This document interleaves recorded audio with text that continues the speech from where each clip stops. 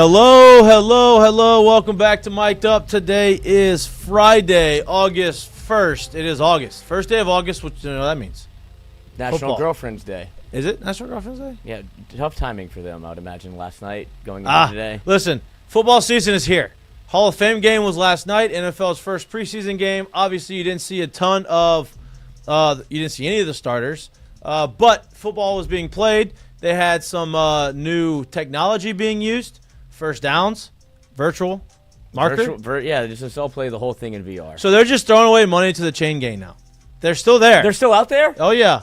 They're still out there, but they don't have – their job is – now, I do like it's like the hospice I do care. like it. It's going to speed it up. It brings you into, like, the current day and age, but it takes away the suspense of, like, okay, are they going to fuck up the chains, or are they going to come out there and, like, oh, they got it. Yeah. Well, they didn't get it, right? Like, I think over time they're probably going to figure out how to make it a little bit more suspenseful, like, but still make it quicker.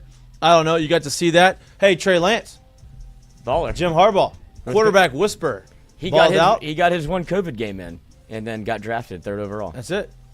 And I think he's in the good spot to kind of resurrect his career. It feels like he's going to get a lot of run in the preseason. He's going to probably look really good, be the backup, and they're going to have success, and then Jim Harbaugh is going to parlay that into a trade with some draft picks and all that kind of stuff. So football is well underway. LSU camp has started. I think they're 3 days in, as well as all the other SEC schools.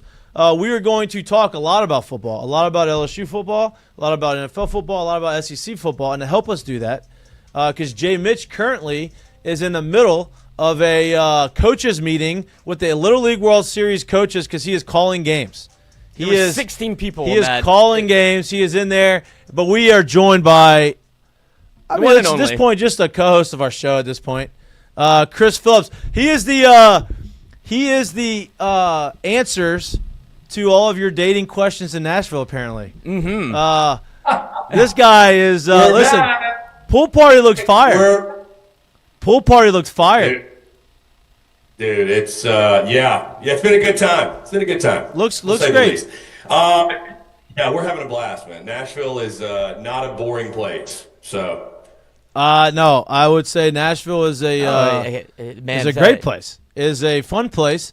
Yeah. You could always find something to do. Mikey live vicariously through me and Lloyd. I'm letting the mic'd up crew live vicariously through me. I appreciate that. Yeah, kiss and tell, brother. Yeah, we appreciate that. Well, don't kiss and tell on the show. On the show, off there, text messages. No. Some things are better off air. Some things are better off air. Yeah, no doubt. You have to fight a Coastal Carolina fan. No doubt. Yeah. Hey, listen. We took care. We took care of that nonsense. We smoked the cigars in Omaha. We danced on their graves. We took care of that. Water under the bridge. Move on. Let's move on. Let bygones be bygones. It worked out as it was supposed to. So well, look, we'll leave it at that. We're happy to get you back on. It's been a minute. Obviously, we gave you some time between baseball season and football season. This is God's country. This is football's country down here. Real quick before we move on, Chris, you have to give Mikey some shit for not even appearing in Omaha once. Oh, here we go. Like, we're boots on the ground. We were there every day. Listen, I know Mikey had some business to attend to, so I'm not going to hold that against him. I respect it, but listen, Jay Mitch made an appearance. Listen, Jay Mitch had some business. I look forward to the day where I'm even too big league to show up to the College World Series. Here we go. Been there, done that. Big natty, I won a natty. I'm good. I'm good. I'm that if I can't league. fly private, I'm not going. That may or may not have been said. But Jay Mitch has some business to attend to up there. I would have gone there had my trip been sponsored like Lloyd's. Mm-hmm. And I think yours was sponsored as well. It helps to have a business partner, no doubt. Right. Shout out FanDuel, shout out Game. Correct. So I would have loved to get up there. Commercial flights for $2,100 by the time I was able to even try to get up there. So I made the economical decision of staying home and watching it on TV. Once a year. Like, I'm glad, there isn't some return trip in the fall. It's Correct. like, we'll worry about it next summer. Correct. You know what I mean? especially when LSU's there, it's like every single day we're drinking and partying. I'm like, dude, I don't know if my body could have held up another day. Yeah. Truly. Well, look, I'm proud of you. Get ready to learn fall in Baton Rouge, brother. Yeah, you persevered through that. Get ready, brother. Yeah, now you fast forward into football season, which is, look, the football season's obviously a grind, especially in the drinking category, but you're not doing it for 2 weeks straight. You're doing it for – you get some recovery. 10 weeks straight. You get a recovery. Of a sprint, not a marathon. It's more of a sprint. Exactly. You get some recovery time in between the weekends. Which there's going to be some banger of weekends this weekend. I mean, this year. I mean, you have a lot of teams in the SEC that are poised, a lot of hype, a lot of poised to make some runs. LSU being one of them. Obviously, Texas being one. You got the Georgia, Alabama's, South Carolina's being talked a lot about this year. There's been some conversation, and I think this is just a little bit of the being numb to the SEC. We talked about this last week. There's been some conversation for some other conference coaches and presidents and pundits that SEC is overrated, they're not as deep, and I don't think that could be further from the truth. I think the SEC is deeper now than they've ever been. I think evident of that is South Carolina being where they're at and having as much hype as they have. And then you got teams that are at the bottom of the SEC that really don't have a ton of expectations but have a ton of history, as in Auburn, Oklahoma. I mean, they got a really good quarterback that transferred in there, so they could upset a bunch of people. Florida has been down, but they're going to be good. It just feels like the SEC is deeper than they have been. I think that they're going to be well represented in the college football playoffs and in the top 25 throughout the course of the year. Do you feel the same way? Yeah, Mikey, I agree with you. I think going into the season, there's kind of a feeling from myself, and I think others as well. You got that top tier that I think are your college football playoff favorites from the league, and that being LSU, Texas, Georgia, and Alabama. I think that's the four that, and even with those, you have question marks, right? I mean, 3 of those 4 I just mentioned are essentially breaking in new quarterbacks, LSU being the only one that's got their QB1 back from last year. And, obviously I'm really high on Garrett, and I put him as the number 1 quarterback in the league going into the season. So, I mean, I think that's your top tier, though. But what's going to make the league so good this year, and it's debatable, right? Are they as top heavy, or are they as good at the top as maybe the Big Ten is? Again, we'll have to wait and see. Texas needs to go beat Ohio State, right? Like, how good is Penn State? What is Michigan this year? You got Oklahoma, Michigan week 2. Like, there's games where all this chatter and all this commentary like you're talking about, Mikey, it can be put to bed really quickly. I mean, Texas goes and beats Ohio State week 1, and we're going to be at that game. You go win that game, that chatter is going to go away really quickly. So it's kind of interesting how we just added Texas, and yet they're the ones that we're kind of counting on to carry the flag in week 1. LSU, same thing with Clemson. I mean, nobody's debating the ACC is on the same level, but just another feather in the cap of the league. But why the league's going to be so good this year, again, I mean, dude, 5 through 12 or 13, shuffle them up in any order. I mean, who knows? I think it's going to be another crazy, chaotic year. I don't think anybody's going undefeated. I don't care how good you are. I just think there's too much parity in the game now. Teams don't have quite the depth they used to because of the portal and what have you. So I think you're going to see the chaos from last season continue. Is there going to be, maybe who is going to be? I'm sure there is going to be one. Who's going to be that surprise team? Like you mentioned, there's so many teams, Mikey, in this league, you can make a case for positively and negatively. Right. Like, you can put holes in every single one of these teams, but there's also a lot of reasons to believe in a lot of these teams. You mentioned Florida, South Carolina, Oklahoma, and Auburn are both fascinating. Texas A&M is a team we don't want to talk about because they get that hype every year. But, God, you look at their roster. I mean, they've got a roster that I think could make the college football playoff. So Ole Miss. Ole Miss, another one. Yeah, listen, nobody's talking about the Rebels because of what happened last year. I think they're going to be a force. I love their quarterback, Austin Simmons. Got a lot to replace defensively, but, I mean, schedule's conducive to a big year if you go look at it. Missouri, same thing. Nobody's talking about Mizzou. Right. Their schedule is a joke. Right. They don't leave Como until October the 18th. So, I mean, and, they've still got talent. I think Drinkwitz is a really underrated coach. But there's a lot of teams, like I said, you can really make a case for. And these, the next tier, I wouldn't say they're playoff teams, but, I think Vandy's going to jump up and bite somebody this year. I think Arkansas could jump up and bite somebody this year. Even these teams with not so high expectations. The depth of the league is so crazy The only two, I think, Mississippi State and Kentucky, I think, are firmly at the bottom.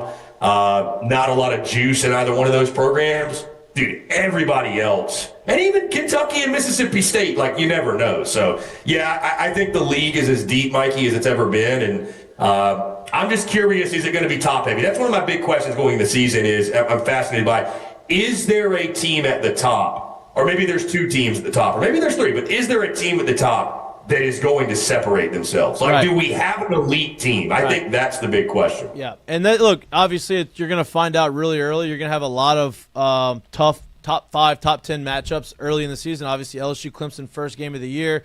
Texas, Ohio State, first week of the season. I think week 2, Oklahoma goes and plays Michigan. Like, you're going to have a lot of those types of things that you're going to be able to see really early on, as you mentioned. Before we get to the LSU conversation, obviously we're down here in Baton Rouge, so we kind of have a firsthand glimpse of kind of what we've been hearing and seeing and what to expect. And, we're never biased down here. We're always pretty level-headed about what our team's going to look like. So before we get into that conversation, I do want to ask you this. So, you talk about you had Nussmeier as your number 1 quarterback, right, which I agree with. I think as far as experience, as far as track record, as far as everything he did last year, people want to say what they can say what they want to say about him. He threw for 4,000 yards and 29 touchdowns last year. Like, you can say everything you want to say about him. That having that guy coming back, every single school in the country would take that in a heartbeat. But you also have some other talented quarterbacks in the SEC that a lot of people are trying to elevate above Nussmeier. Lagway being one of them. Lenore Sellers being one of them, and obviously Arch Manning has the most hype of anyone. He hasn't played a ton of college football. Yeah, I think he's going to be good, but he's going to have to go out there and he's going to take his bumps and bruises. Outside of Nuss, who would you say would challenge him as the best quarterback in the SEC right now before the season starts? John Mateer. Well, and I think you just mentioned a few, and I think that's one of the most compelling storylines heading into kickoff. Is there's so many of these top contenders that are breaking in new quarterbacks. So it just only adds to the uncertainty, right? What's Ty Simpson going to be at Alabama? What's Austin Simmons going to be at Ole Miss? What's Bo Perbula going to be at Mizzou? What's John Mateer going to be at Oklahoma? Right. And there's factors outside of just them that I think play. What's Jackson Arnold going to be at Auburn? I mean, there's factors outside of them that play into their production. But you mentioned a few, man. I think guys that could challenge Nuss, and we could be talking about end of season as the best quarterback in the conference. Certainly DJ Lagway, got to stay healthy, but yep. I mean, he's got a talented team around him, playmakers around him, all the talent in the world. He was one of the best in the country last year, guys. If you look at the stats in regards to the passing the football down the field, 20 yards or more, really good with downfield. Lenore Sellers is just a freak. I mean, he's a guy that you can't coach what he does, right? You can't teach it. I think the bigger question for him is just, will he have the help around him? Arch Manning, guys, I mean, listen, I'm not buying the hype that he's going to go win the Heisman Trophy, but I do think he's going to be good. Yeah. I mean, and here's the thing, guys, he's on a team that is loaded. That's the thing. He's on a team that is just loaded with talent, so it's not like he doesn't have to go out there and do what Lenore Sellers is going to have to do. He doesn't have to carry the team. Right. I think he can be slightly above average. Texas is probably still going to the SEC championship game. Like, I think they are that talented on both sides of the football. Their defense is nasty. Defense is filthy. They might have the best defense in college football. That front seven is just lethal. Some dark horse guys. I mean, I talked about Austin Simmons. He's probably of the new guys, somebody I'm really, really high on. Again, I didn't mention Ty Simpson. I mean, Ty Simpson, I love Bama's roster, guys. How dare I come on an LSU entity and talk positively about Bama, but I think everybody's like, shit, here we go again. I think Bama's loaded. I really do. I mean, I think quarterback truly is the pick to click for them. And if Ty Simpson clicks, they're going to win a lot of games. Like, if they don't make the playoffs, something went terribly wrong this season, I think, for them. Yeah. But again, I love Austin Simmons, the newcomer. There's the handful of guys that certainly. But Nuss to me, it's about raising his floor. I think he's got the highest ceiling of anybody.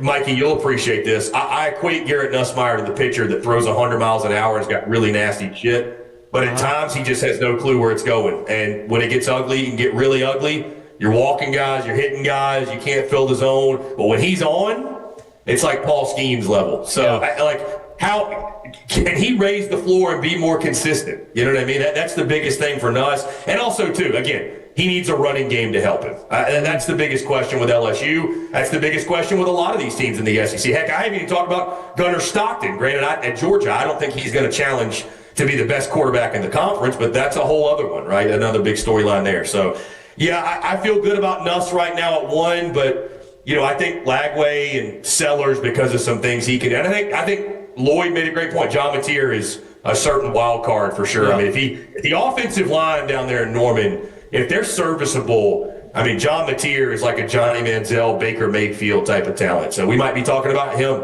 by midseason point as the SEC's most electric quarterback. He threw for 3,100 yards, 29 touchdowns, 7 picks, and ran for 800 yards. Yeah, no. He's got the only thing I'll say about this is this, Lloyd, he's got the skill set. I just want to see it against SEC competition. For sure. He was playing the school of the deaf and the blind at times last year. Yeah. I mean, and again, I think a lot of it in Norman specifically, like their offensive line was so bad last year. So bad. So, I mean, he's going to have to get some protection or he's going to get killed. So, but dude, he's got the skill set, no question. I just, I had him a little bit lower in my quarterback rankings and people were questioning why. I'm just like, I just want to see it against SEC competition, man. I think he could finish and be a top 5 quarterback in the league. But, like, when you're ranking quarterbacks, guys, it's like I put Nuss at 1 because I'm like, I have seen it with my own eyes. I've watched Garrett Nussmeier hit Aaron Anderson against Ole Miss to tie the game. I saw him hit Kyron Lacey, rest in peace, to win the game. Like, I've seen him make big-time throws. Some of these other guys, it's like, we're like, even on Arch Manning, like, we're more projecting than anything. At least with Nuss, I'm like, yeah, every now and then he's the Bayou Brett Favre, but at times he's one of the best quarterbacks in college football. So at least I know that's in there. Yeah. And look, a lot of people are talking about Lenore Sellers, and I rightfully so. Super talented. But my concern with them, right, them as in South Carolina and Lenore Sellers, they were really good last year. They had 3 losses. They were in conversation at the end of the year of potentially sneaking into the playoff if something crazy would have happened, or even crazier than what happened at the end of the year. My concern with them, right, and I'm talking a lot about them because they do come to LSU, and it's going to be one of the bigger matchups at home here in Tiger Stadium. My concern is it's easier to go and do that when there's not a real book on you as a quarterback. They hadn't really seen you out there yet. Nobody has really expected much of you, and you go out there and you kind of surprise a lot of people, and you kind of carry this momentum, and you kind of run with it, right? It's a lot different when everybody expects you to be good, and they know, and you ain't going to sneak up on anybody, and now they understand kind of how you play, and they're going to make some adjustments. I'm interested to see kind of how they make that adjustment as a team, because there's been times, look, Shane Beamer's done it. They've had teams that have been good since he's been there, like surprised people and kind of made this run. I think it was a couple years ago, 2 or 3 years ago, where they kind of started winning these games. They lost a bunch of close games, and the next year everybody thought they were going to be good, and they weren't, right? So I'm interested to see kind of how they make that adjustment now that, they're not going to sneak up on anybody. Yeah, they're a fascinating team, Mikey, and I think you make a great point about Lenore Sellers. Let's not forget, Sellers, and rightfully so, gets a lot of the praise and the accolades for what happened last season, but Rocket Sanders was a massive part of that. I mean, he was the security blanket. Like, at times I think you could argue Rocket Sanders was the straw that stirred the drink. Like, he made it go, man. Like, when they didn't – and I know it's a bowl game, but go watch South Carolina, Illinois, and tell me that game didn't matter. That they were about ready to fight each other at midfield. It mattered. Correct. And they didn't have Rocket Sanders in that game, and the offense suffered. The offense struggled. They got down in the red zone, and they didn't have that guy to punch it in. Right now they're dealing with the NCAA with Rizul Faison and the Utah State transfer. They're trying to get his eligibility, and they actually ruled today he can't even practice because he's deemed ineligible right now. So we'll see what happens with that.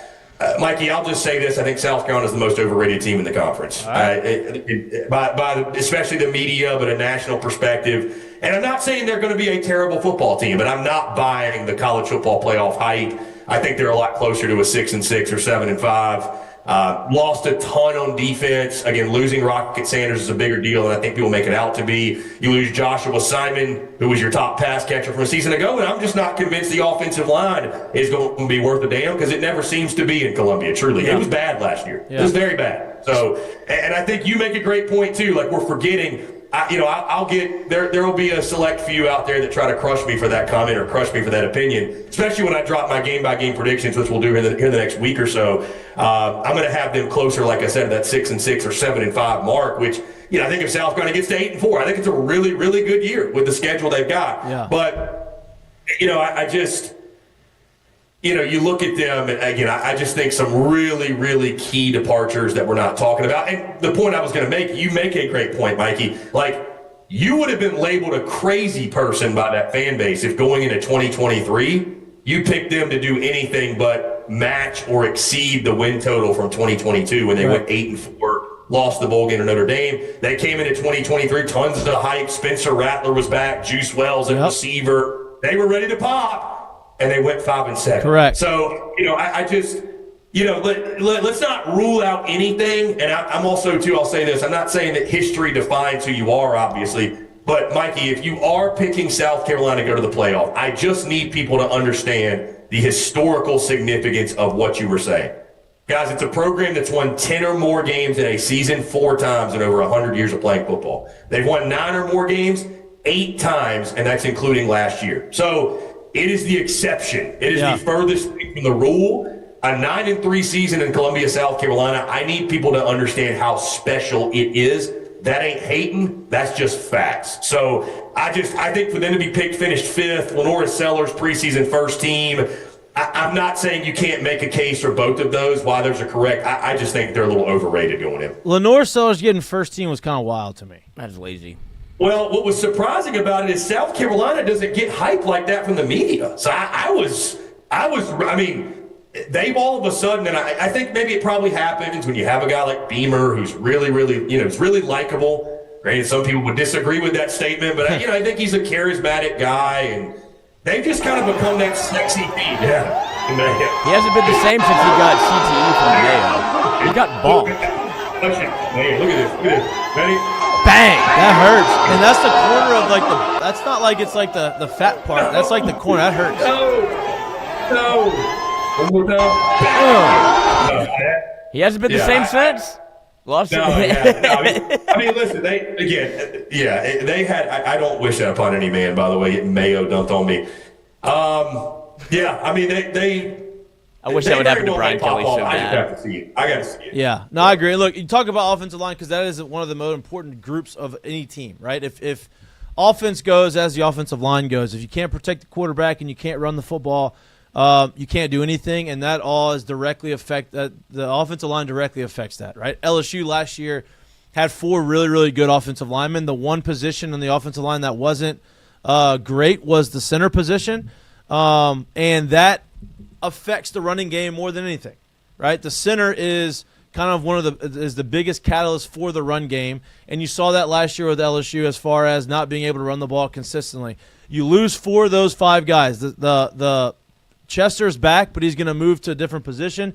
You transfer in from Virginia Tech, who's got a lot of experience at center. I think that helps obviously solidify the running game and kind of helps the running game. You bring a lot of talented guys in the offensive line and guys that have been in the program and some transfers. So, the question mark on some of these offensive lines, I think if you have to pick a question mark for LSU, that would be it, right? How are they going to adjust? I don't think the talent is a question. I think that's the most talented team Brian Kelly's had since he's been at LSU. It's the deepest team that he's had since he's been at LSU.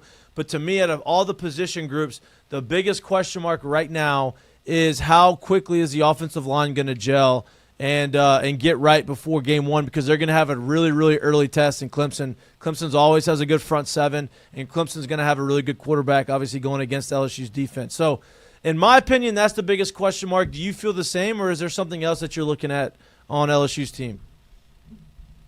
Yeah, I think the offensive line's got to be the biggest question for LSU. I mean, we put, and I'm guilty of this too, we put so much of it on Garrett Nussmeier, right? Some of the back-breaking turnovers, I believe he had 17 or 18 a season ago.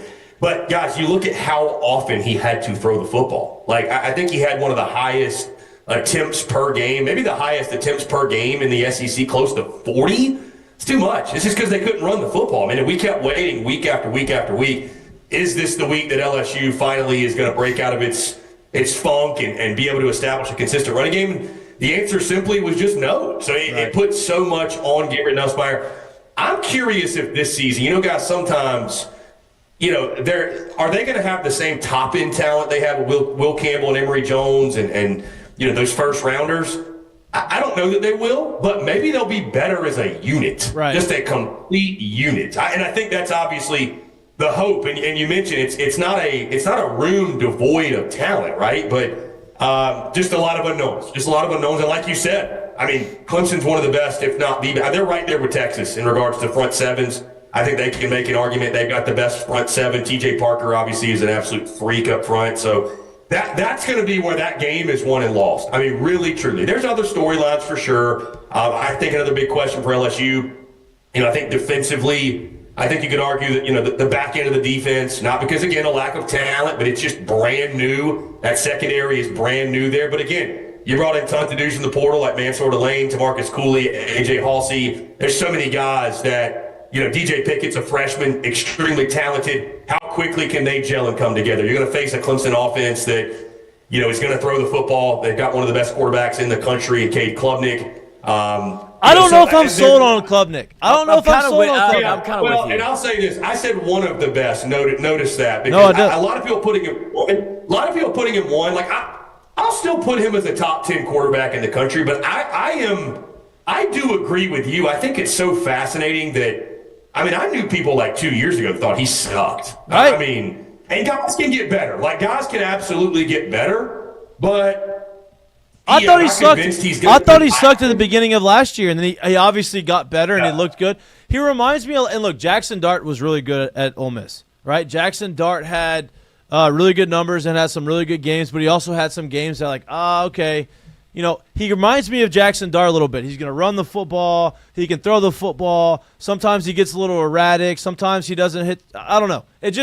I think he's talented. I'm not 100% sold on him.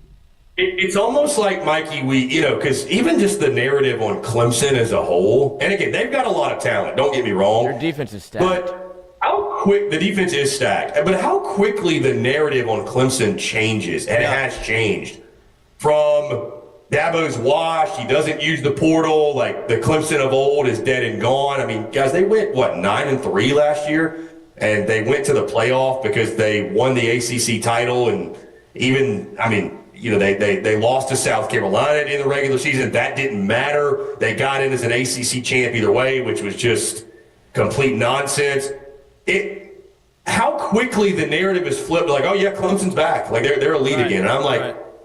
Are they? I mean, here's the thing, though. In the ACC, they're going to play nobody. So, they're going to skate the rest. But it's weird to me, like, how I'm kind of like, when did we all decide that Clemson was back? Like when did that happen? Like, I mean, that happened so fast. And so I do agree with you. Like, they're very good. They're very talented. But let's kind of see. Let's really see in this week one. But there's no doubting, guys, for LSU in that first game. The trenches will be where that game is won and lost. Yeah. And I mean, if LSU's offensive line could go out there, hold their own, push them around a little bit, set a physical tone. And, I mean, heck, I think win or lose, obviously you want to win that game, but win or lose, if you can come out of that game being like, hey, man, our offensive line went toe-to-toe with one of the best defensive fronts in the country, I think you feel pretty good. I mean, we've obviously learned at this point, right, that a loss in a season opener ain't going to end LSU's season. I mean, you want to get that monkey off the back, but for sure. I don't think for either one of these teams a loss knocks you out of the playoff conversation. But I think for LSU, it's just about you're going to answer some questions really early, and what a great opportunity, and especially if you can get the win, guys. Like, I think you get the win, you're out ahead of the sticks when it comes to the college playoff race. Reminds me – you've given yourself – It reminds me a little bit of the 19 – I'm not comparing teams. Like, that's obviously incomparable. I'm not comparing Nuss to Burrow or the 19 team to the 2025 team. But when LSU had to go and play Texas that year, I believe that was the first – was that the first game or second game of the season? So it wasn't the first game, but that was like, okay, this is it. Like, we don't really know. After that game, and they went over there and they beat them the way they beat them, you felt like everything shifted. Oh, damn, this team is real. You got all this momentum, and they just took off from there. I could see similar – if LSU goes to Clemson and does that against a really good team, you could see the whole demeanor of this team shift. Like, they know they're good. but they have to go and prove it. They've lost 5 straight first game ones of the season. They go and win this one. Now all of a sudden it's like now they can play a little freer, a little looser, and you can see that momentum kind of take them through the course. Now the schedule is obviously going to be extremely tough with the SEC schedule they have, but I think you could see a lot of momentum come from that first game. Lloyd, you got something? I think absolutely. Oh, I was just going to say, lest we forget, this is the reason the conversation happens, because you're not playing Georgia Southern the first game of the year like you did in 2019, where Burrow went 23 of 27 for 280 yards and 5 touchdowns. Right. You found out who you were very quickly from an old LSU to holy shit, this thing feels a little bit different. And then you got to play Texas. Now you have to go straight into Clemson with a team that you feel very confident about, but you don't have that buffer of let's score 42 points in 2 quarters. Correct. And look, that offense in 19 was legendary. I mean, you had 3 first-round wide receivers. You had a first-round running back. You had the number 1 overall pick as a quarterback. You had an offensive line that won the Joe Moore Award. Like, they're super talented. But you go look at the talent on offense they had this year, minus the offensive line, who's a little bit unproven. Now, the offensive line that year was a question mark coming into the 19 season. Burrow won that award. Burrow won that award because of what he could do, which, Nuss could do similar stuff as far as understanding the offense, getting the ball to his hands quick, and I believe the wide receiver room LSU's got this year, and I don't know if they're going to have – I don't think they're going to have a Jamar, and they're going to have a Justin Jefferson, even a Terrace Marshall. I don't think they're going to have, those numbers. But as far as from top to bottom receiver room, I believe this may be the deepest wide receiver room LSU maybe ever have had, at least over the last 15 – deepest I'm talking about. From top to bottom, they probably got 8-9 guys that they feel comfortable putting in there if anybody goes down, which, match that with Nussmeier's ability and understanding of the offense and moxie, so to say. I think they're going to be able to give the offensive line a lot of help because they're going to understand where they need to be, when they need to be it, and he's going to be able to get the ball out pretty quick. He threw it 525 times last year. And people are like, but he threw 12 interceptions. You know how good of a ratio that is to have to put it up 525 times? For sure. And it's like he's a gunslinger. It's like, well, we went through a stretch where LSU was calling He had to be a gunslinger. 50-plus pass plays, 3 straight games, and he went 0-3. Right. Yeah, their only chance at winning games is him throwing the football. I actually saw the comments yesterday from Brian Kelly, Mikey, to echo your point. I mean, he said it. We've got 8 or 9 guys at wide receiver that are big, SEC wideouts. They are legitimate SEC wideouts. My biggest question for the season, guys, is I'm just curious, does Brian Kelly take feedback from Lloyd the way Jay Johnson does or no? No. Jay's my special boy. Good to know. That's my papa. I thought he was Lloyd. I thought you were going to be calling plays. I thought you drawing up the first play at Clemson. I figured that was the case. I mean, I would have Juwan Johnson line up at quarterback, and let's go from there. Oh yeah, you don't listen. Lloyd, why don't you explain the Juwan Johnson take that you have that you think this year? I mean, I think that there's a legitimate reason they put him at quarterback. You don't waste a talent like that. You're not from Louisiana, but you feel like you've been indoctrinated in. Juwan Johnson broke a record in Louisiana high school football that was untouchable. It was Brock Berlin that went to Miami, and it was a guy it was an untouchable. He was in the spread before anybody else was, and he threw for gobs of yards. Juwan Johnson, at his last year of high school, puts up the most total yards in Louisiana high school football history, and they put him at running back, cornerback, and now they move him to quarterback. I think there's going to be a package in which he plays because you need to have some version of a run game. If it's not Nuss, who's apparently running 24 miles an hour or 22 miles an hour. 21 point something. Yeah, he's breaking the speed limit. But I think there's a version in which they want to be able to run the football and be able to use that version of the offense that you saw with Jaden Daniels where Juwan Johnson's a package player. That's my hot take. Send this clip to BK. That's it. Let him know. I do have a question for you real quick. How many games do you think LSU football would win if Jay Johnson coached it? All of them. Yeah, there you go. Yeah. He's 2 for 4. He's batting 500. One thing I will not do is come on these airwaves and doubt Jay Johnson. I can assure you of that. That's a good way to endear yourself to the fans here. That's no doubt. Listen, what's so funny too? I got to commend LSU people and we're literally Omaha's over and we're in the preseason of football, and I'm still seeing people like LSU entities talking about transfer portal pickups and baseball, and I'm like, if you want to see college baseball sickos like Baton Rouge is the place. Like, it never stops. I mean, it's just, like, Jay Johnson, I'm not convinced he sleeps. I'm like, bro, the season just ended. Hey, dude. And they're still out there just in the fall here, when football's at its height, and we're on here talking football, breaking down the games, talking about what's going on, we continually get questions. When are you going to talk about the fall? What's happening in the fall baseball practice? What's going on? It's like, listen. I'm stoked as much to come down for the football because I'm going to be down there for a football game, obviously. And by the way, I was going to say this earlier. I really miss you guys. I can't wait to get back. We miss you too. I really admittedly can't wait to get back. But dude, I'm like fingers crossed. I mean, it'll be, I guess what? It'll be like mid to late October probably we come down. Like, great time. Really hoping. I'm hoping there's scrimmages that weekend. I really want to get back out to the box. There'll be scrimmages that weekend. We got to get a look at the boys, man. It's never too early, like you said. It's never too early to. What's the game? What game are you thinking about coming? The one I'm targeting is A&M. That's a good one. LSU A&M. Yeah, I try to go for the most toxic environments, guys. So yeah, not to spoil the surprise, but the A&M game is the one. I talked about this with some people at Omaha too. That's the game I'm targeting. It's a little bit later in the season. Like we're telling Mikey, the weather will be really good. I guess, will it be gumbo season? Yeah. They'll be forcing the gumbo at that point in the season. And I don't know. That's more of a later when it gets colder. Is that right? But they'll have some gumbo out there. They'll have depending on sometimes we get a nice October 25th, brother. It's October 25th. Oh yeah, gumbo season. Gumbo season. Because I need Mikey to book that tea time already. We got to get ahead of this. Shit. Yeah, we're gonna work on that. You may have to get down here. You may have to get down here Thursday for that one. Oh, no, brother, I'm way ahead of you, Mikey. That trip, I'll probably get into Baton Rouge. You're going to have to convince me not to come down Tuesday. I was thinking Tuesday. Okay, listen. I'll spend the whole week down there. If that's the case, I'll get us on there. Friday, Saturday is going to be tough. I will at minimum be getting in Wednesday. At minimum. All right, tea time Thursday. We're going to make that happen.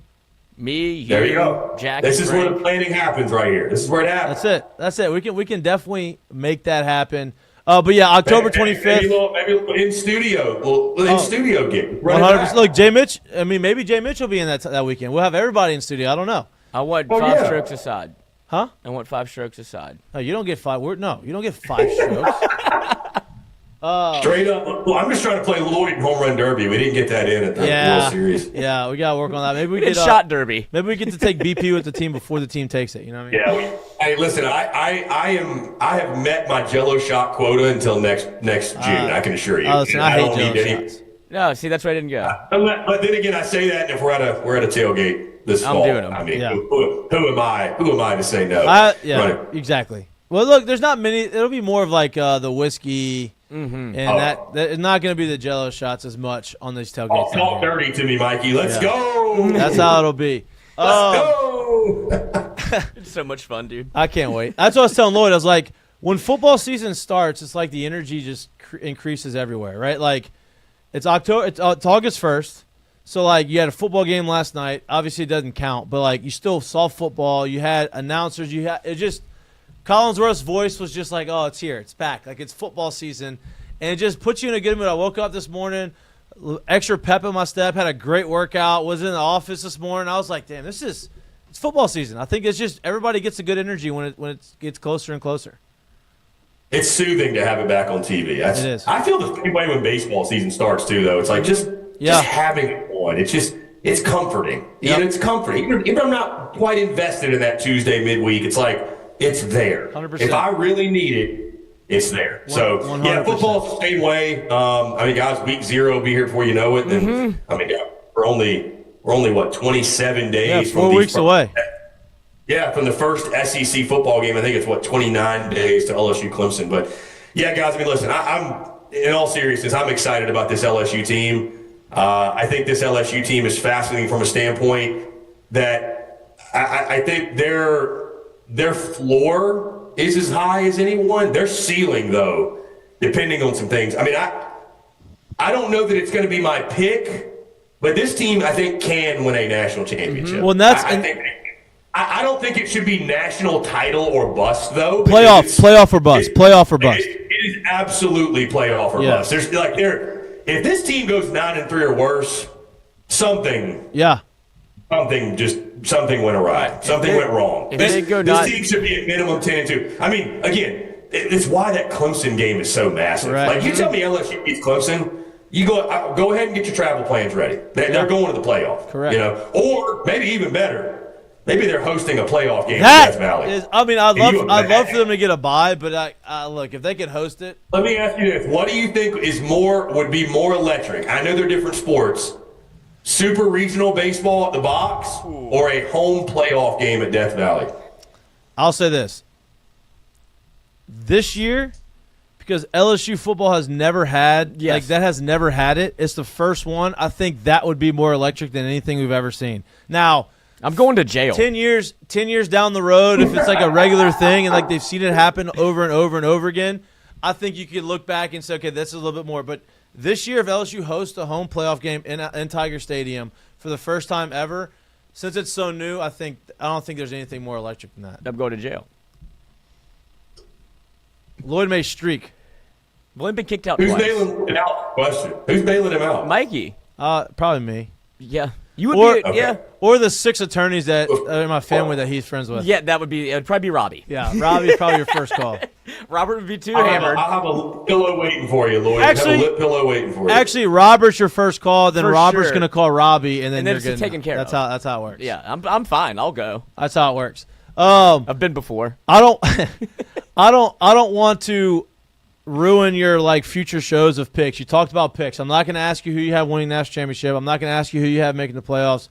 But as far as the SEC goes, are you open or are you waiting to do that? I don't want to ruin your content. I'll tell you where I'm at, Mikey. So I've dropped a predicted order of finish at SEC Media Days. That's public information. In the next week and a half, I'll start dropping game-by-game predictions for every single team.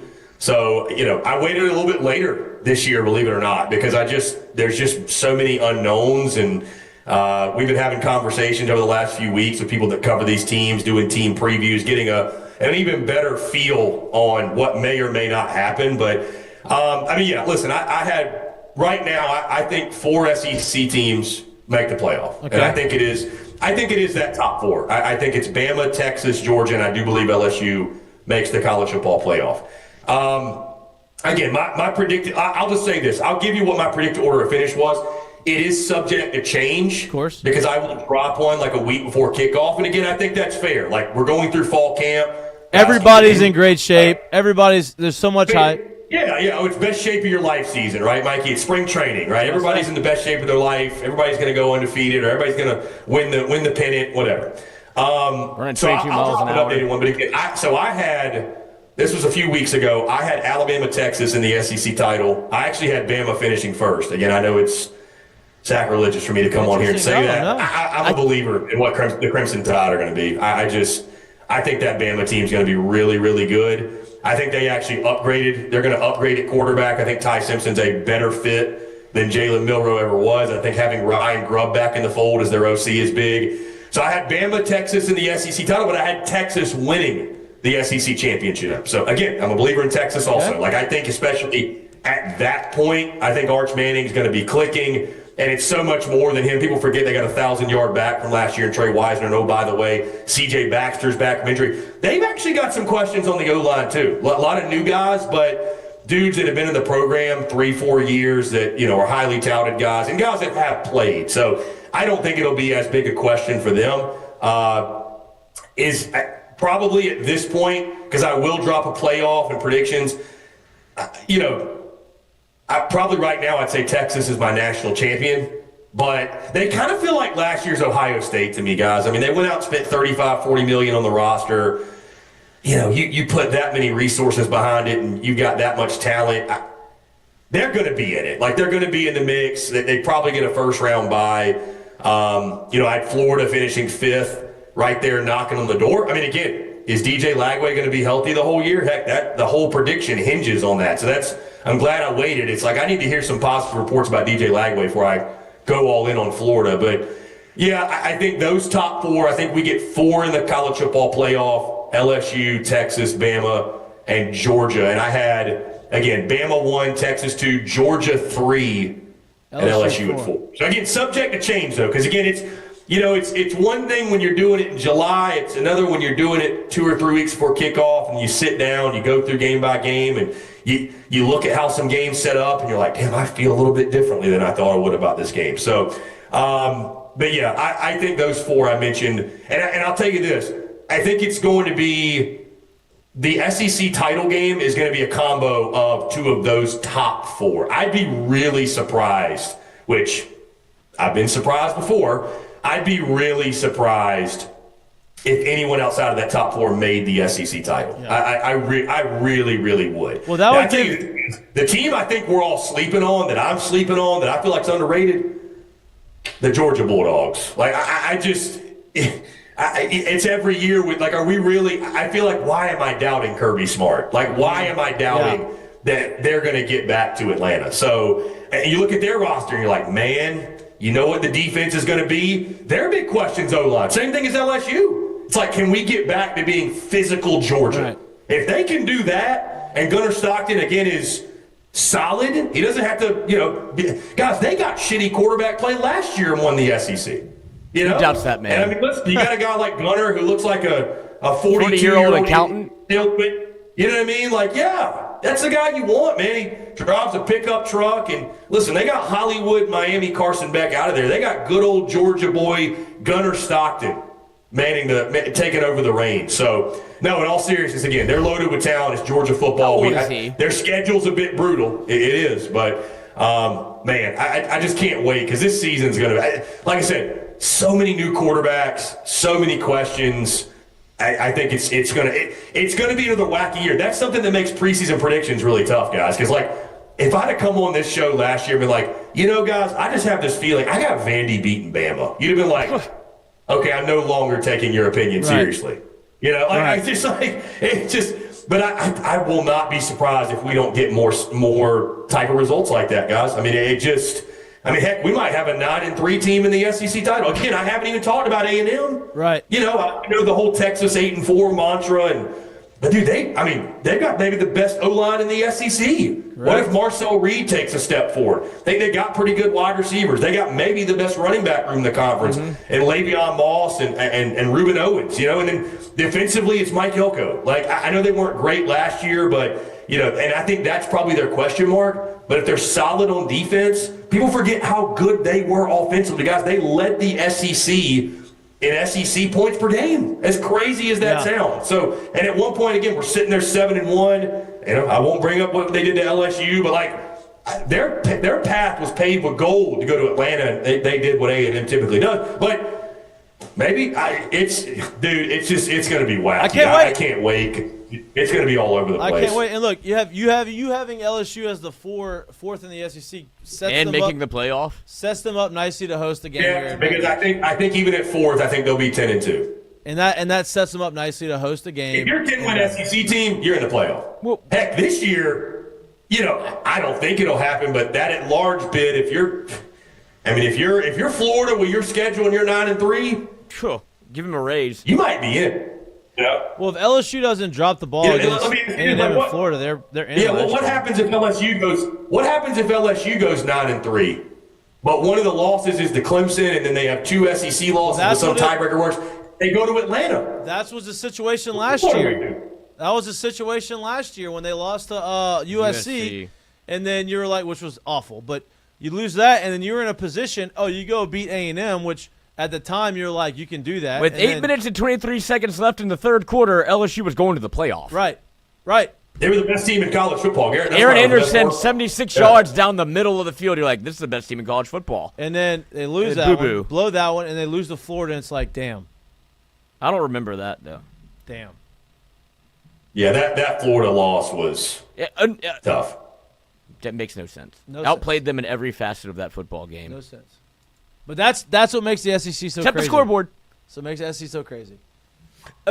Yes? I do want your thoughts on, you've seen a lot of conjecture, whether it be Big Ten Media Day, ACC Media Day, Big 12 Media Day, where they're all taking shots at the SEC.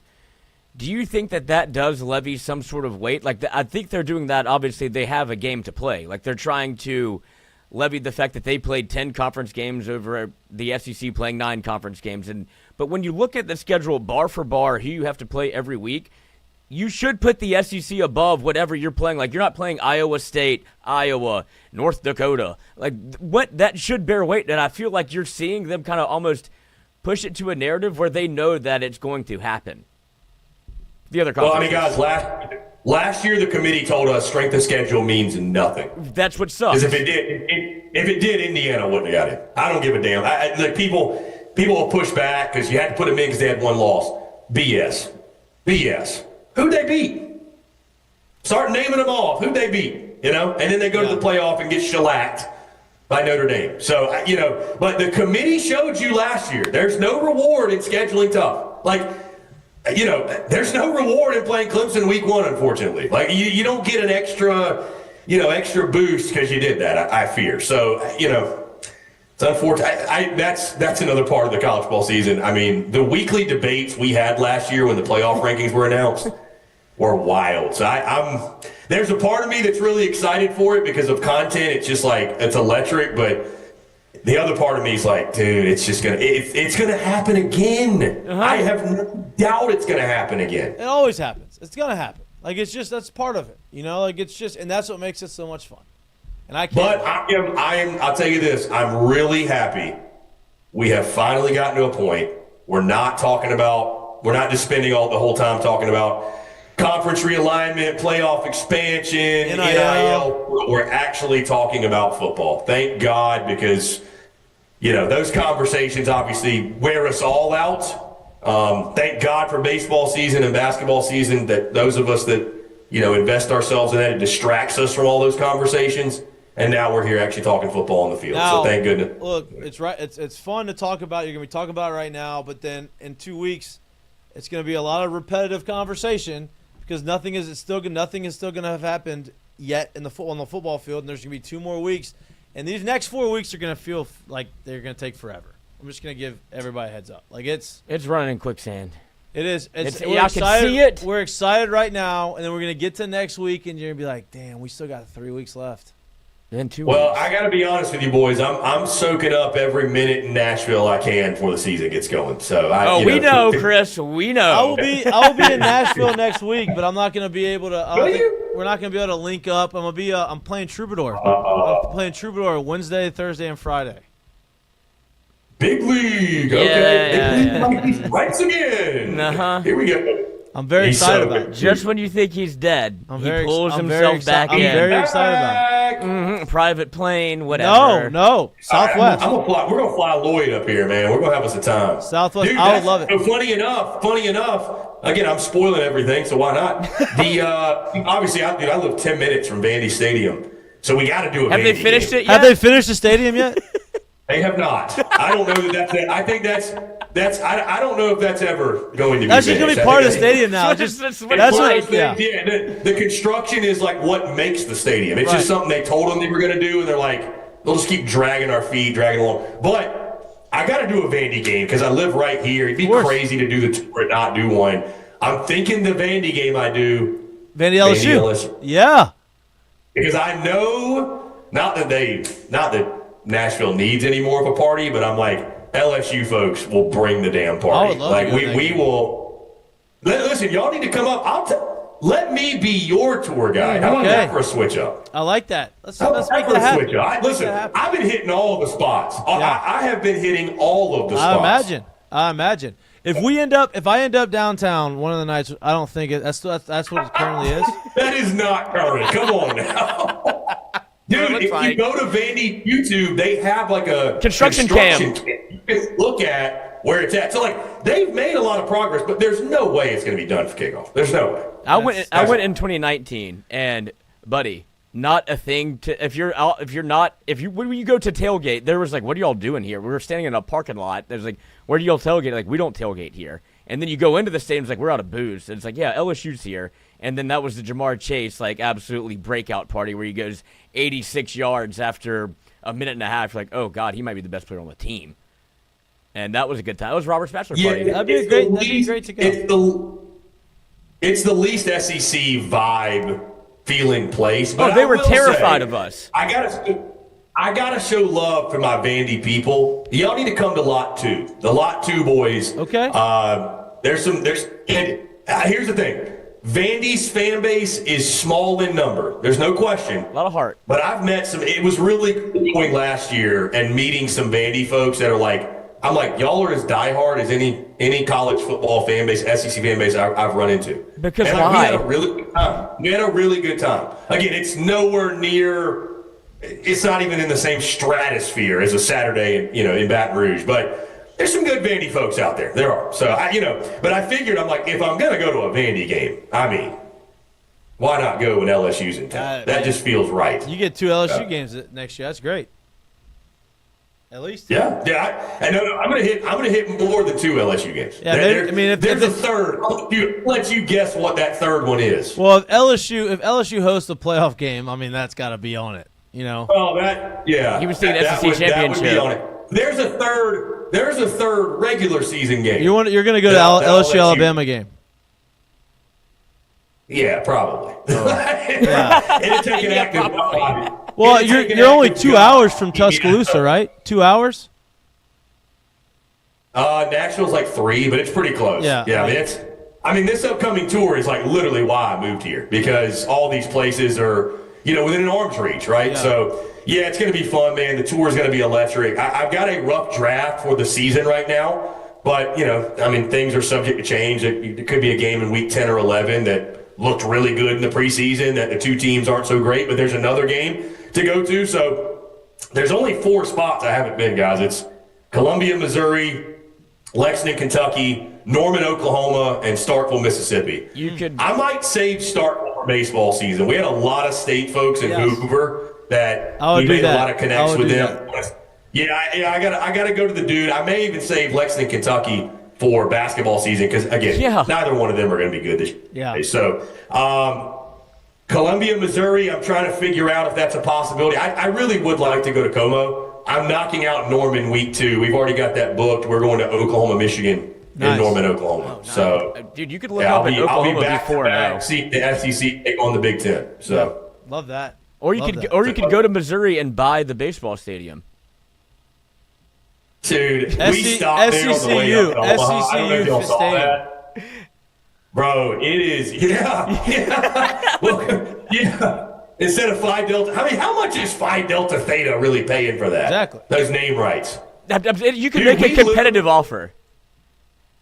Dude, we stopped at the stadium on the way up to Omaha. There was some guy up there, working. He was about to close the stadium. He was telling us all these facts. And, dude, he straight up said, he's like, He's like, our baseball program, it's essentially the redheaded stepchild of the athletics department. I was like, that's just sad, man. Dude, Missouri State down the road, they play in the minor league stadium. Yeah. I'm like, if I'm a ball player, I'm going to Missouri State. Like, I don't want to play. Playing in the SEC, but that stadium sucks. That stadium sucks, man. It's bad. It's shocking. Yeah, it doesn't look great. Yeah, look, you know what? It's not good. Not good. But if it's SECU, that changes everything. That changes it all. We're pulling in recruits from everywhere. That's it. Oh, man. But I cannot wait for the season to start. I can't wait for you to get down here. I can't wait for us to go to Nashville. Can't wait for a bunch of different things. Football season. Funny enough, Mikey, I don't mean to cut you off. No. I'm looking at the schedule. That Vandy LSU game is October 18th. That literal next week is the LSU A&M game. So double dip. Hey, LSU fans are going to come to Nashville and be like, all right, I'm going back with y'all. We got some business to attend to. Love that. That's a good time. Maybe. I think Vandy's fun. The football, not so much, but the state of Nashville. Nashville is just a riot. Go to Kid Rock's bar. Man, dude, I've been everywhere, Lloyd. It's been great. It's been magic. Spots. It's been magic. Have you been to Santa's? Spots there. I have been to Santa's Pub. Oh yeah, what a place! That's the house. That's somebody lives there. I'll tell you this, Lloyd. You come out with me in a night in Nashville, and you'll never want to leave. You come out with me. I don't know if you want. I don't know if you want to take Lloyd out. I don't know if you want that. You're not ready. Lloyd's a hell of a wingman. You're not ready for that smoke. No. I can promise you that. I can promise you that. I'm a good time. He said, we're going to Dale. Lloyd and I have had some moments. Oh, absolutely. Lloyd, I mean, like, I'm, But I when enjoy my you can't, times. Mikey still has 98 on the black. When he wants it, he can reach back and Here's the throw thing, it. though. You mentioned, like, dude, there's so many places outside of Broadway, so many that are just awesome spots. No, I love Nashville. Yeah, the I have city a bunch rules. I have a bunch of friends. My agent's in Nashville, or my old agent. I don't have an agent. Dude, I've been here. I don't know if y'all saw this, bro. I've been here a month, and I'm getting accused of being in a sex cult. I mean, Hell come yeah, on, brother. man. Well, you're in like a running club, right? Dude, like when you say like you're in a running club, like I don't have like a badge. It's like I Right. You know, but It's open invite. there are events thrown here. There are events thrown here that. Yeah, it's like a running fitness club, social club thing. They do events where you go run and work out and then Hang out after. social out. You hang out after. Great. Sometimes it's a pool party and you just have a good time, man. I mean, listen, the clientele could be worse. The clientele could be worse. I'll just say that. Clientele could be worse. Listen, I'm not hating on that. It looked like a great time. And I'm very happy that you get to enjoy that and that I can live vicariously through you. Yeah, I mean, dude, I was literally wearing the LSU I saw headband, that. if you saw. Yeah. Oh yeah. I had a guy yell "Go Tigers" to me. I was like, hell yeah. That's right. Go We're Tigers. everywhere, Let's baby. go. We're everywhere. I'm repping it, man. I We're got to everywhere. go Tigers in London. Oh, dude, it's everywhere. Hell. It's crazy. It's everywhere. Probably were like, that Lloyd? If you wanted me to get your attention, if you wanted to get my attention playing, go Tigers, and I'm going to always acknowledge you. That was it. Always. All right, Chris, Carry the show. you're the man, dude. Thank you. Jay Mitch Dude, had a last minute meeting, couldn't come on, so this is great. I mean, we were coming on regardless. I was hoping it was all of us, but Listen, I'm sad I missed Jay Mitch, but dude, I always love coming on here. Well, look, anytime, every time. You need a weekly guy for the football season. I would love it. I would love that. Let's do it. Say less. Say less. Let's do it. I'd be honored to chop it up on a weekly basis. Love doing it with you guys. Let's do it. Yeah, It's a date. I'm glad we can carry this from baseball to football, man. It's we love baseball. We obviously do. Football, it hits a little different. Football's my heart, dude. Football's my heart. It's my heart. Yeah, it hits a little different. No doubt. Y'all are crazy. Since you are obviously part of the show, and Blaspheme Jay like that? has nothing to do with Jay. Yeah, I everything to do with that. I love baseball. I'm very passionate about baseball, but you also know that football was my first love my entire life. Yeah, he went to play at Alabama. And I didn't want to play at Alabama. I wanted to play at LSU, but I wasn't getting the attention. What a life that your second favorite thing. Yeah. Your second thing, you could still go be a major leaguer. That's pretty good. I mean, that was. Like, you love baseball. I mean, I like it. I'm just kind of good at it. No, I love not a big deal. I love really baseball. Want to play quarterback, truly. I love baseball, but I love football. My family, everybody played football. Nobody played baseball. I had to bring them on with me. He had to figure it out. Yeah. It worked out. I'm very, very gracious. Like, I might be kind of good at this baseball thing. Yeah. 6'2", 220. Maybe I can hit a baseball. Very grateful for the baseball. I am very grateful. But since you understand the show, we're going to let you obviously go through the seggies. Lloyd, do you have a mistake of the day today? I do have a mistake of the day, Okay. and it is brought to you by me as I get open the document because I have 2 web pages open for some reason. But we have a mistake of the day, and it could be breaking news that kind of just happened with Micah Parsons. Yes.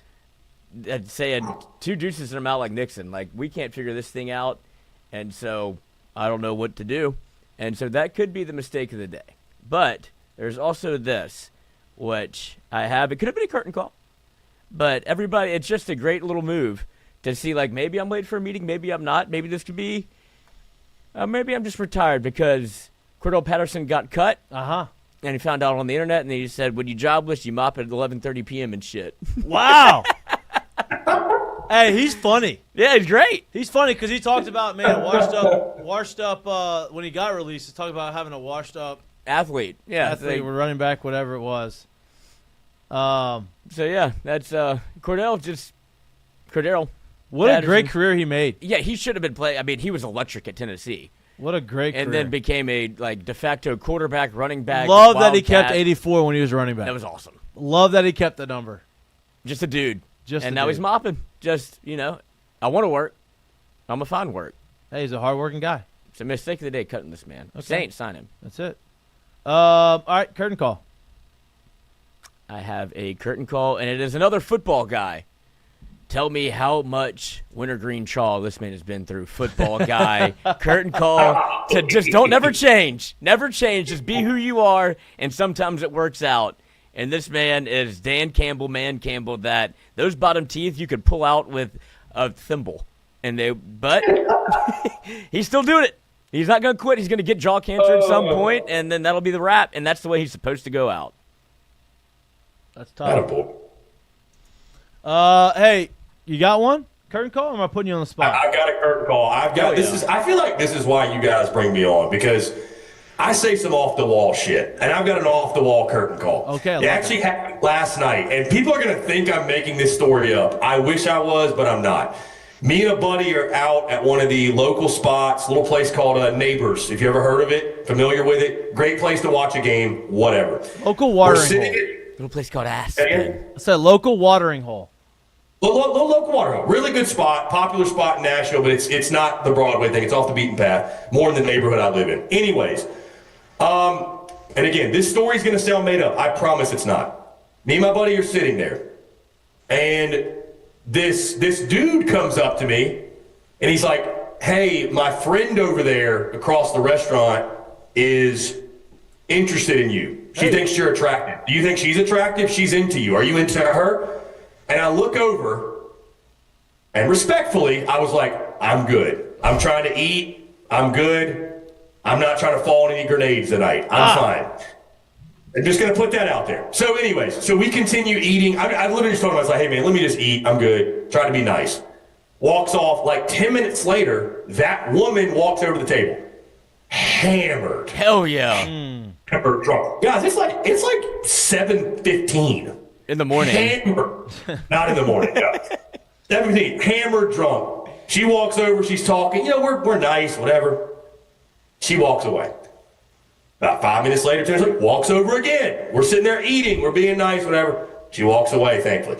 Then she comes back. She's got a friend with her. I guess somebody she works with. They're on some work thing. They continue to talk with us. We are literally face first eating. It's like they finally walk away. My curtain call is to our waitress. Christiana, what's her name? Shout out to Christiana. She came up. She was like, hey, so sorry. I can see they're essentially harassing y'all. We're like, we're good. We're good. She's like, that table's been giving me problems all night. If you need me, let me know. Flag me down. Give me a look. I got you. I'll get the manager. And because of y'all's trouble, because of this, round of tequila shots on the house. Nice. On the house.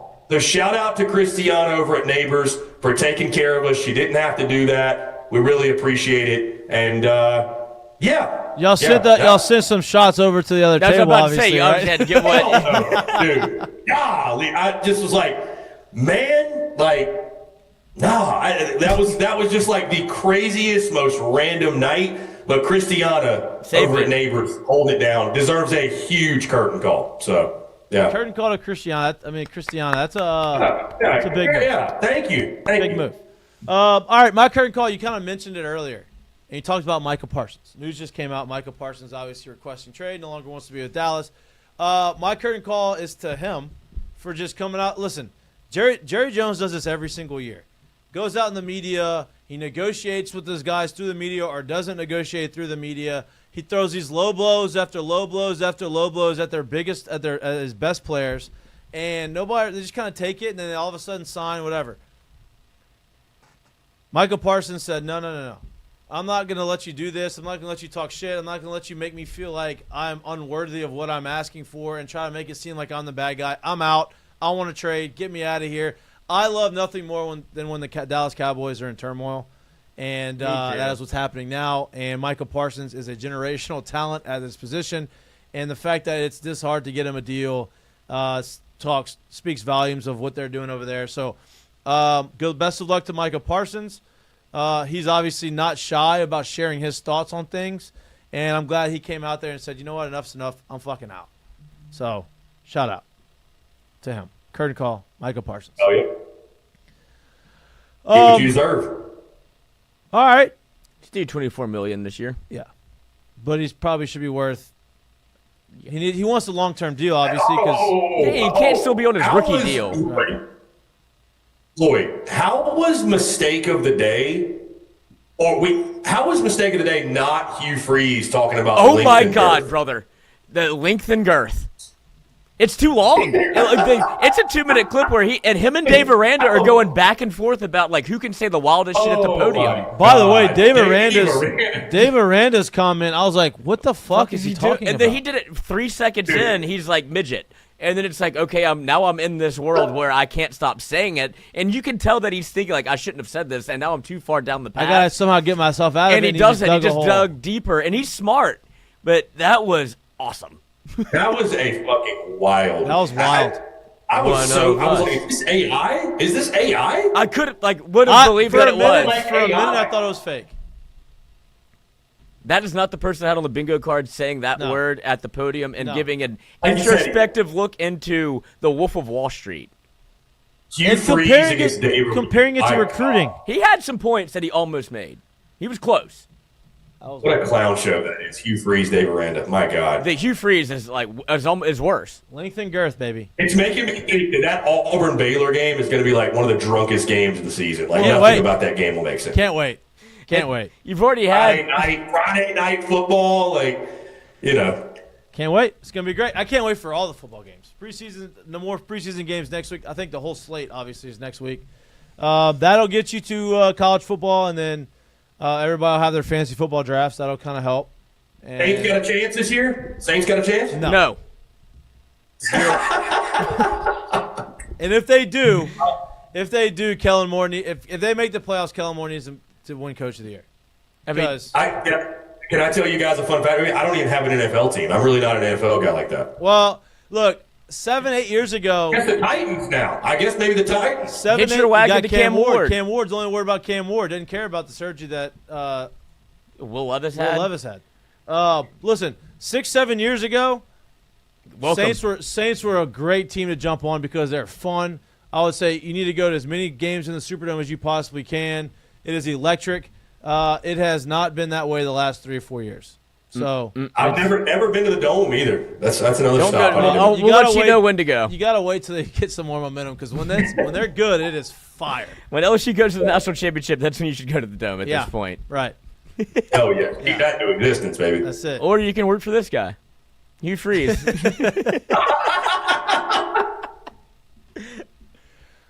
How about a drunk game? He's like, I'll coach from the How about the dentist doctor? chair. How about the doctor in the doorway? Yeah, just Or whoever pumping the him hell full that of is. Dilaudid. I mean, Yeah. what a weird guy. And he gets a job after this. Yeah, what a weird guy. Keep the phones away from him. Yeah, He'll be fine. Yeah. And the microphones apparently. Length and girth. Man. Okay. Enjoy y'all's weekend. I'm gonna enjoy my weekend. Hope y'all have I know you're gonna have a great weekend out there in Nashville. Go run. We appreciate. Hey, Jump in the pool. No, next Run Club event is next Sunday, actually, so I'll keep y'all updated. There you go. Yeah, let me know. We'll see pictures, I'm sure. Yeah, you will. There you will. Go snorkeling. We appreciate the love and support. Please like and subscribe to our YouTube channel if you can't watch us, but you like listening to us anywhere you get your pods. Chris, man, always happy to have you on the show. It's always a pleasure for us to be able to talk shop with you for this hour. Looking forward to doing it throughout the course of the year. You'll be a regular during the weeks, and whatever we can do for you, just please let us know. And like I said, enjoy y'all's weekend. Enjoy Nashville. Lloyd, I don't know what you're doing. Enjoy your weekend. We appreciate y'all. Going to Troubadour. We love y'all. I'm not this weekend. Next week. No, I'm going this week. See you on Monday. Peace. Thank you, boys.